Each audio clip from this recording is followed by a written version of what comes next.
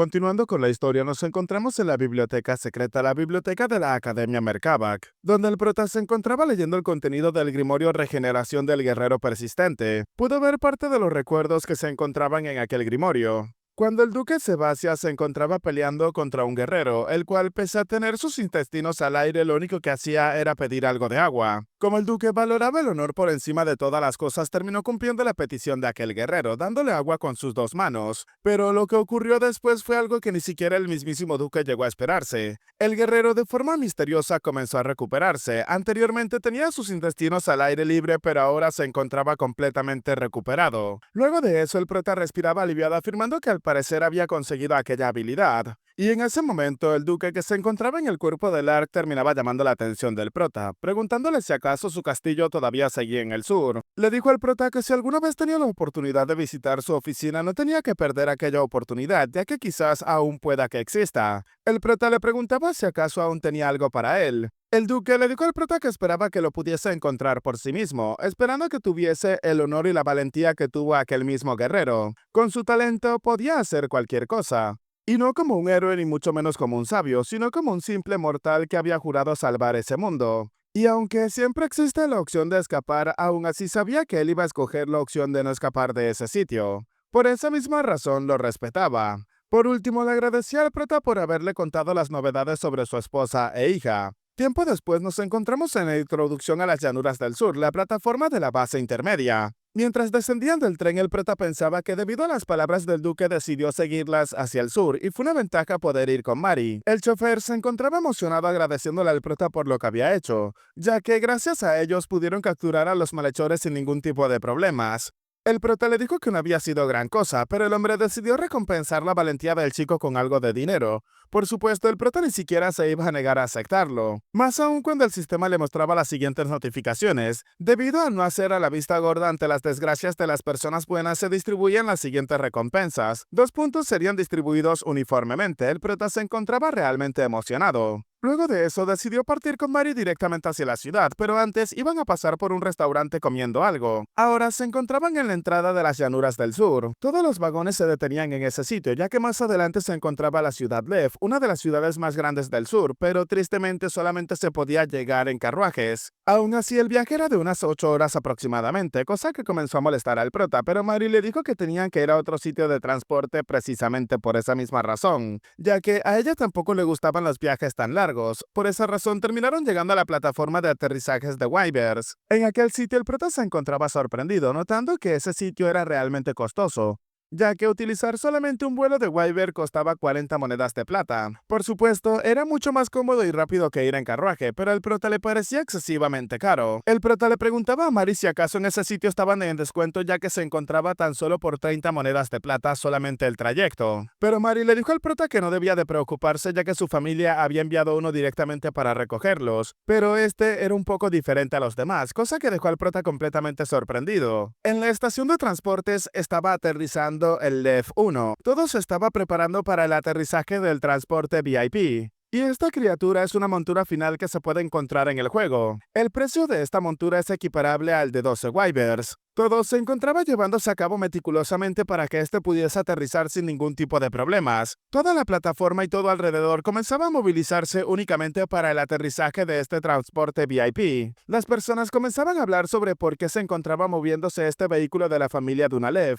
pero rápidamente notaron que era debido a las vacaciones de la señorita Mari, a la cual consideraban como la princesa del sur, y si eso era cierto, entonces ella estaba de regreso, por eso el transporte se encontraba en ese sitio. Finalmente el transporte terminó aterrizando, y la sala de espera se abrió rápidamente con cientos de sirvientas y mayordomos esperando la llegada de la señorita, además felicitándola por las vacaciones que acababa de adquirir. El prota, observando esa situación, no se lo podía creer. Habían ciertas pistas que él había notado, pero ni siquiera le prestó demasiada atención, como que una de las ciudades más grandes se llama Lev, mientras que otra ciudad se llama Duna. El prota le preguntó a su compañera si acaso le había dicho que su familia trabajaba en el campo. La chica le dijo que así era, seguramente tenían una posesión de tierras de 2 millones aproximadamente. El prota le dijo que si acaso eran entonces 2 millones de metros cuadrados, algo que le parecía realmente enorme. Pero la chica le dijo al prota que era algo un poco más diferente, ya que no se puede medir en metros, se mide en algo completamente diferente, hectáreas. Al escuchar eso, el prota no se lo podía creer, 2 millones de hectáreas, son unos 20.000 millones de metros cuadrados.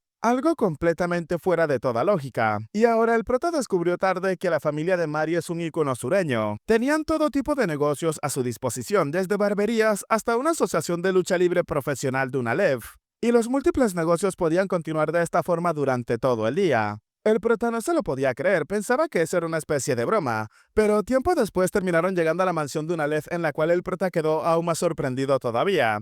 El prota le dijo a Mari que nunca le había dicho que ella era rica, pero la chica le dijo que simplemente eran sus padres, no ella. Comentario de todo ricachón, por supuesto. Un mayordomo terminó interviniendo en la plática llamando la atención de la señorita y pidiéndole el equipaje de todos los presentes. Además, le preguntaba a la señorita quién era su acompañante.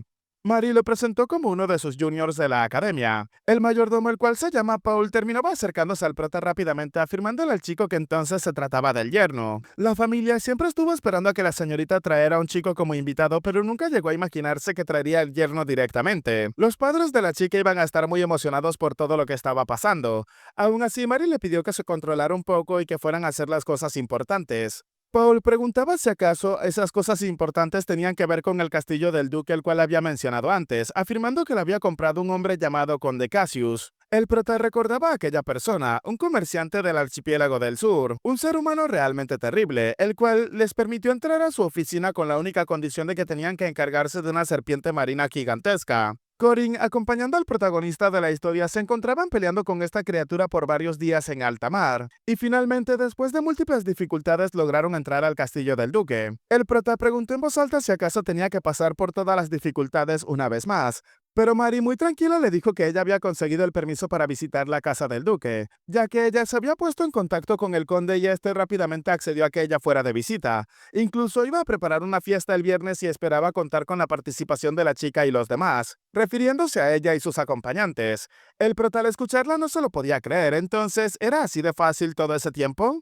Incluso afirmando que era una bendición que Mari estuviese de su lado. Aún así, Mari le dijo al prota que ese día debían de descansar. Al día siguiente tenían que hacer las compras y preparativos para poder participar y asistir a la fiesta. Al día siguiente las compras habían comenzado. Las cosas que le habían comprado al prota eran realmente costosas. Incluso Mari terminó entregando un cheque en blanco para la mayoría de las prendas. Aún así, el prota estaba sorprendido por toda la cantidad de oro que Mari había gastado en adquirir aquellas cosas únicamente para él. El chico se preguntaba si acaso ella estaba haciendo todo eso por él con el simple objetivo de convertirlo en su lacayo o algo parecido más adelante. Aún así, tenía miedo de que la chica siguiera gastándole cosas tan caras. Un tiempo después terminaron llegando a una herrería donde la chica dijo que finalmente lo que le habían preparado lo podía encontrar en ese sitio. Mari terminó cargando una pesada caja directamente hacia donde estaba el prota, afirmándole que con ese mineral se hizo la Odachi de Alicia. El prota recordaba que era algo que había solicitado pero que no estaba disponible en la academia.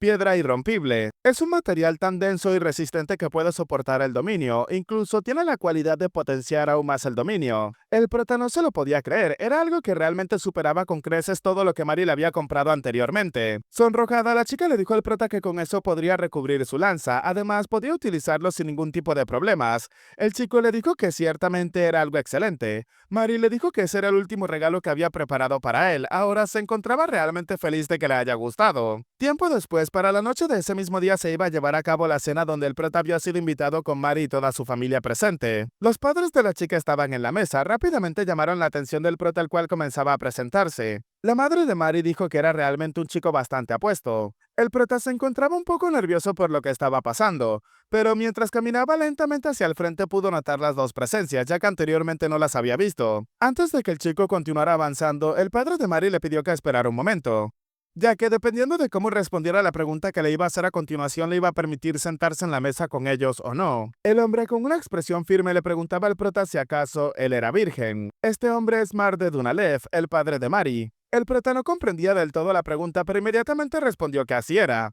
Tanto Mari como su madre se encontraban enojados con el hombre por la actitud que estaba tomando. El hombre seguía intentando proteger a su hija afirmando que no le había dado el permiso para casarse a una edad tan joven. Además, el yerno de la familia Dunalev debe de ser un virgen empedernido. Mari, ante las palabras de su padre, comenzaba a golpearlo para que guardara silencio. Incluso lo quitó de su asiento y comenzaba a arrastrarlo hacia un costado para llevárselo a otra habitación. El hombre seguía hablando con respecto a ese tema, no iba a cederle a su hija a cualquier desconocido. La madre de la chica comenzaba a disculparse con el prota por lo ocurrido. Además, había escuchado historias del prota a través de las cartas que su hija le enviaba, afirmándole al prota que había mucho que agradecerle por la ayuda que le había ofrecido a su hija, inclinando su cabeza hacia el prota con mucho respeto. El chico le dijo que no tenía de qué preocuparse, ya que sobre todo la superior Mari es una persona que tiene el derecho a ser feliz, palabras que dejaron a la madre de la chica realmente sorprendida. Pero en eso el padre de la chica volvió a llamar la atención del prota afirmándole que aunque estaba agradecido solamente iba a permitir que él le tocara la mano. La conversación, que se había descontrolado un poco rápidamente, fue recuperada ya que madre e hija comenzaron a hacer que el hombre guardara silencio. El prota notaba que era una familia bastante divertida pese a las locuras que estaban inventando. Aún así, la noche procedió sin ningún tipo de problemas o conflictos. Al día siguiente nos encontramos ahora en el castillo del duque. El conde salió rápidamente para recibir a María y al prota, los cuales ya venían con trajes de gala preparados para el evento de ese día. El hombre estaba bastante emocionado por recibir la visita de la princesa Dunalev. El prota se preguntaba al observarlo si acaso era la misma persona, pero tiempo después fueron anunciados en el gran salón donde se encontraba llevándose a cabo la fiesta.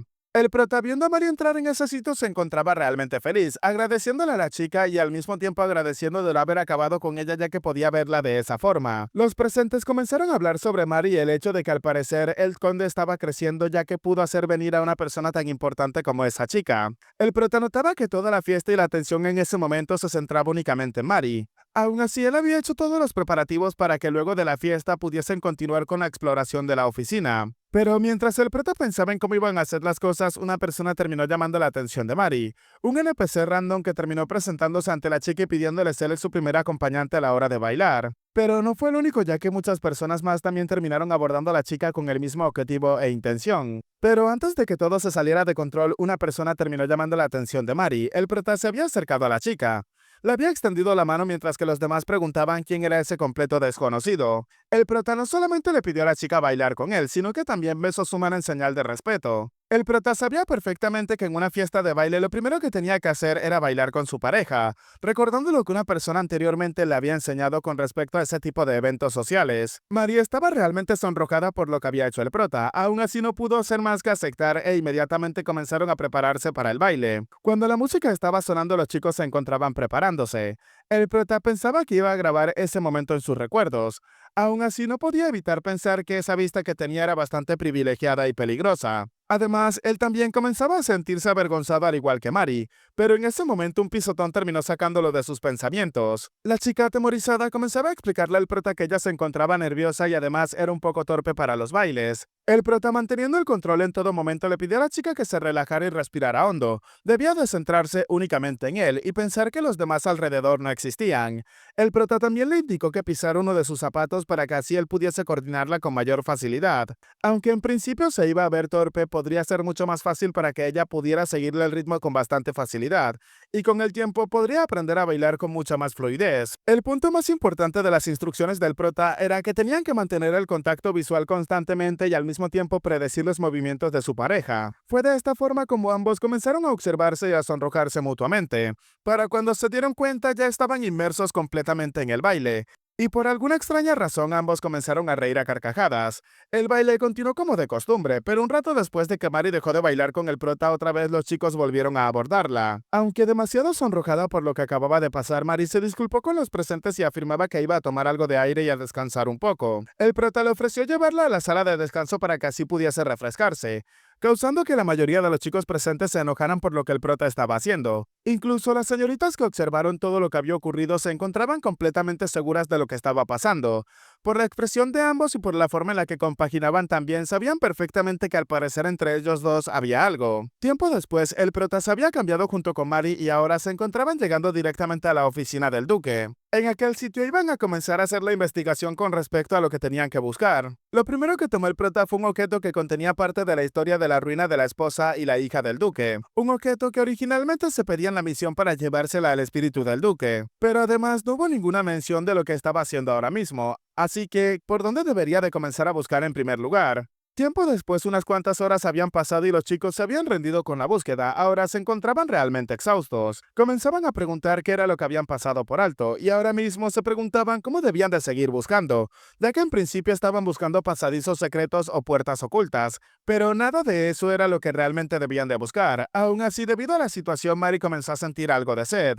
El prota accedió a alimentarla y la chica rápidamente se acercó al prota para comenzar a alimentarse de su sangre, colocándose realmente nerviosa, pues para ella esto era algo más que simplemente alimentarse del prota, el cual permanecía completamente estoico ante lo que estaba haciendo la chica. Luego de eso, Mari estaba demasiado sonrojada y le preguntaba al prota si acaso le había dolido, pero este como si nada le dijo que no le había dolido en lo más mínimo. Nerviosa, Mari le dijo al prota que ella tampoco había sentido nada. Esto hizo que el prota comenzara a pensar en algo. Notando la relación que habían entre los grimorios que había obtenido anteriormente y el que había obtenido ahora mismo, el prota comenzaba a notar algo. Si los vampiros son inmortales, quizás el cuerpo del duque sea lo que tengan que buscar en esta ocasión. Así que aprovechando la oportunidad, el prota le pidió a Mari que invocara a Deogu, el cual apareció rápidamente, pero el prota le dijo a Mari que cortara abruptamente el suministro de maná para que este comenzara a disiparse lentamente. La chica le hizo caso al prota y Deogu comenzaba a cambiar rápidamente, aún así tiempo después comenzaba a desaparecer. Esto último llamó la atención del prota, ya que podía notar cómo otra energía se mezclaba con la de Deogu. Para antes de que pudiera darse cuenta, una energía sombría comenzaba a recorrer todo su cuerpo, pero inmediatamente tanto el prota como Mari fueron transportados a otro lugar. El prota lo pudo notar claramente. El duque no se lo explicó antes, pero eso era lo que estaba ocurriendo. Lo que estaba sellado en el grimorio de la gran biblioteca era el alma de Sebasia. Y como no podía perecer, terminó tomando una elección para poder separar su alma de su cuerpo vampírico. Ahora eran dos entidades completamente separadas, con un solo objetivo en común. En esa situación, el prota se preguntaba que entonces a dónde había ido el cuerpo del duque Sebasia. La respuesta ahora mismo se encontraba justo delante de él. El duque le preguntaba al prota que cómo había llegado ese extraño a ese sitio, y parece que había llegado con las huellas que había dejado su alma. Ahora le iba a hacer una pregunta al visitante: ¿por qué había llegado a su castillo? El prota le preguntaba al duque que cómo podía hablar. Además, terminó presentándose como Cory Lodge, un junior muy distante. El duque le dijo que su cuerpo no estaba para nada mal, aún así seguía siendo demasiado mediocre. El prota le dijo que la evolución era mucho mejor a la que pudo ver en la biblioteca. El cuerpo le preguntaba si acaso había visto su alma. El prota comenzó a preguntar por curiosidad cómo podía hablar su cuerpo, ya que su alma se había separado de este, pero el duque lo mandó a callar afirmando que él era el que iba a hacer las preguntas, y todo lo que debía de hacer a partir de ese momento era responder. El prota terminó revelando su arma y le preguntaba si acaso después de llegar hasta ese sitio no le iba a dar ni siquiera un solo regalo. Hace 800 años, el duque Sebasia era una persona que gobernaba completamente el sur. Todo el mundo hablaba sobre él, el más fuerte de su tiempo, no, quizás el más fuerte de todos los tiempos. Sebasia atacaba al chico con todo lo que tenía, aunque el prota hacía su mejor esfuerzo para bloquear, era superado enormemente. El duque le dijo al prota que al parecer había llegado a ese sitio y estaba manchando su hogar con aquella sangre sucia que trajo. Conociendo su historia de vampiro, había traído a otro vampiro a ese sitio. El prota, ignorando sus palabras, le preguntaba que cómo podía mover un cuerpo sin alma. El duque le reveló que con solamente un fragmento de su alma, ese cuerpo inmortal podía moverse fácilmente, aunque por supuesto estaba mucho más debilitado que si hubiese tenido el cuerpo y el alma juntos. Pero Sebastián seguía refiriéndose a Mari como un animal. Enojado, el prota le dijo que a qué se refería con todo eso. Ella no había perdido el control, se estaba controlando completamente. Además, el prota le pedía al duque que confiara en él. Sebastián le dijo que hace 800 años él había desgastado toda su alma y sus sentidos y además sus emociones. Eso había sido en un intento de liberarse de chupar sangre, pero por supuesto no lo consiguió. Todo lo que hizo fue conseguir una gran desesperación, pero lo único que no desaparecía de su mente constantemente es el sabor de la sangre. Sebastián había eliminado la mayoría de sus sentidos, había cosido su boca para no saborear la sangre, se cortó la nariz para así poder evitar oler la sangre, e incluso se cortó los ojos para quedar ciego y así no poder ver sangre. Sebastián le dijo al prota que un vampiro que no podía superar sus impulsos terminaba convirtiéndose en un animal, y él por supuesto también sucumbió ante aquel instinto. Pero gracias a que había hecho los sacrificios que hizo, pudo recuperar la compostura. Tampoco es como que se haya librado completamente de aquellos primitivos instintos. El prota, observando lo que estaba haciendo Sebastián, se encontraba pensando que no podía ser posible lo que estaba ocurriendo. Aunque se encontraba en un estado bastante debilitado, podría considerarse un semirango especial. Aún así, si utilizaba todo su poder en ese momento, entonces había una posibilidad en la que él pueda derrotarlo. El chico terminó utilizando los 6 pasos de la lanza. Sexto paso, Shura. El prota afirmaba que tendría que atacarlo con todo lo que tenía desde el principio para poder conseguir la ventaja. Arte definitiva de la serpiente de la calamidad. Serpiente ascendiente, asomar la cabeza del dragón venenoso. El duque, al ver el ataque del prota con su arma, terminó partiéndola a la mitad rápidamente. El prota no podía creer lo que estaba ocurriendo, pero el duque le pidió al chico que prestara completa atención al ataque que iba a realizar, ya que fue un ataque que utilizó cuando era niño para poder acabar con la vida de un dragón. Espada demoníaca final, asesino de dragones. Al ver aquel ataque, el prota supo completamente que estaba equivocado. Es más que una simple bestia semidemoníaca especial. Cambiando de escena, ahora vemos a Mari, la cual también estaba sufriendo una derrota aplastante al igual que el prota. El duque en el espacio separado estaba derrotando y acorralando a la chica constantemente. Incluso utilizaba visiones para hacer que la chica se diera cuenta de que ella era simplemente un animal salvaje, mostrándole cómo le había hecho daño a su compañera y que recientemente en esa habitación se había alimentado del prota. Sebastián sabía perfectamente que para ellos era imposible acabar con la vida de los demás cuando tenían el instinto primitivo de la sangre en su poder. Aún así, era momento de que ella desapareciera de ese lugar, atacando a la chica con todo lo que tenía. Mari insistía constantemente en pedirle que se detuviera, ya que ella no era de esa forma. Incluso invocó a Deugu para que Sebastián se pudiese calmar, pero Sebastián terminó utilizando una atadura para restringir los movimientos de la invocación. Comenzaba a darse cuenta de que la chica tenía un alto potencial y que incluso era superior a él en algunos aspectos, pero aún así no lo iba a dejar de todo fácil. Sebastián terminó utilizando su espada para atravesar el cuerpo de Deugu. La chica pidió que se desmaterializara de inmediato, pero algo no estaba funcionando. Confundida, podía notar cómo su invocación no desaparecía, se mantenía aprisionada en ese estado. Sebastián estaba utilizando la espada selladora de Romania. Esa espada sellaba todo lo que se encontraba en ese espacio y lo mantenía unido a la realidad, por lo cual era perfecta para enfrentarse a seres inmortales como ella. Utilizando espadas parecidas a la que estaba utilizando con Deugu, terminó atacando a la chica, la cual fue rápidamente arrojada al suelo. En eso, Sebastián terminó mostrándole su rostro a la chica, afirmándole que no era más que un simple animal, solamente era eso. Mari le dijo que no era así, ya que su señor le había ayudado a cambiar esa perspectiva. Corin dijo que lo que ella era estaba bien, por esa misma razón no podía perder tan miserablemente. Fue entonces cuando Sebastián decidió unir los dos espacios para que la chica viera el estado en el cual se encontraba el prota. Tumbando prácticamente el cadáver del prota cerca de ella, le dijo que era momento de perecer, ya que ese era el final del camino para ambos. Mari, viendo el estado en el que se encontraba el prota, no se lo podía creer. Estaba realmente preocupada por la salud de su compañero. El prota tenía una herida mortal en su pecho, la cual no dejaba de sangrar.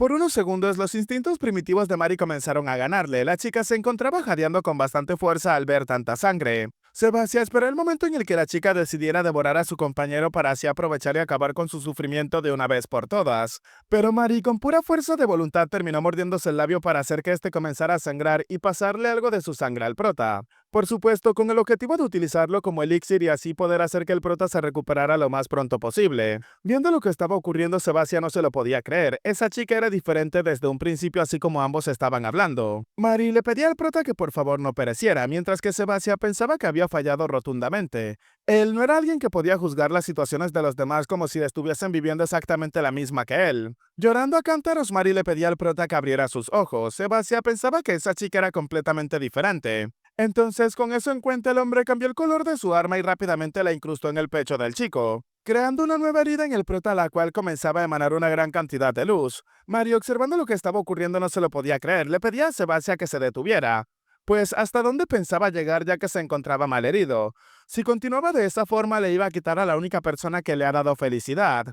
Pero Sebastián no le dijo absolutamente nada y luego un brillo enceguecedor terminó invadiendo toda la habitación. Luego de eso, las cosas se calmaron y antes de que Mari pudiese hacer algo, el prota terminó tomándola por el hombro. Le dijo a la chica que él se encontraba bien, aunque tenía dos profundas heridas en su pecho. Mari le preguntaba al prota que cómo estaba, a lo que el prota, observando al duque, le preguntó que por qué lo había salvado. El duque, utilizando su espada para cortar el aire, rápidamente la dejó caer al lado del prota. Le explicó al chico que le había dado su núcleo de aura. Ahora se daba cuenta de por qué su alma lo había traído hasta ese sitio. Llamando la atención del prota, le dijo que podía ver que poseía las cualidades de un héroe en su interior. El chico poseía convicción y orgullo, pero no la codicia de aquellos que buscaban el poder absoluto. Y más que nada, se dio cuenta de que el prota había sido capaz de cambiar lo que él no pudo. Así que merecía cambiar completamente ese mundo. Y aquellas cosas que no pudo proteger hace 800 años, le pedía al prota que por favor cambiara los errores que él había cometido en el pasado, rogándoselo al chico mientras que su cuerpo comenzaba a desaparecer finalmente. Despidiéndose del prota mientras lo llamaba héroe, Corin pudo notar que la recompensa que obtuvo en esa oportunidad había sido una bastante generosa.